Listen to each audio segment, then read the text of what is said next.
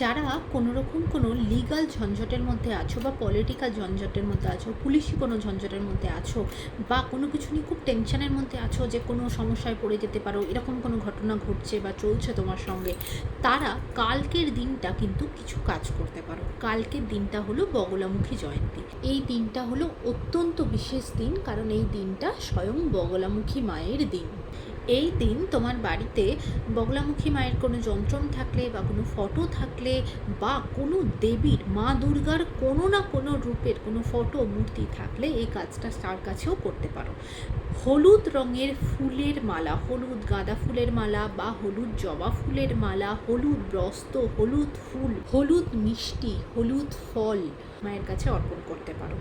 এবং তার সামনে একটা ঘিয়ের প্রদীপ বা সর্ষের তেলের প্রদীপ জ্বালিয়ে তার ভেতরে দুটো লবঙ্গ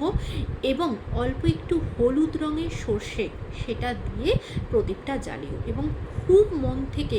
মায়ের কাছে প্রার্থনা করো লিগাল ঝঞ্ঝট থেকে বা কোনো পুলিশি ঝঞ্ঝট যেটা হয়তো তোমার সাথে চলছে বা যেটা হয়তো হওয়ার কোনো রকম কোনো সম্ভাবনা আছে, সেরকম কোনো ভয় তোমার জীবনে থাকলে বা কোনো শত্রুতা থাকলে তার সেই শত্রুর বিনাশের এবং কোনো লিগাল ঝঞ্ঝট, পলিটিক্যাল ঝঞ্ঝট থাকলে সেখান থেকে যাতে বেরিয়ে আসতে পারো, সেই জায়গা থেকে যেন তোমার মুক্তি হয়, সেই সমস্ত কিছু খুব মন ভরে ঠাকুরের কাছে প্রার্থনা করো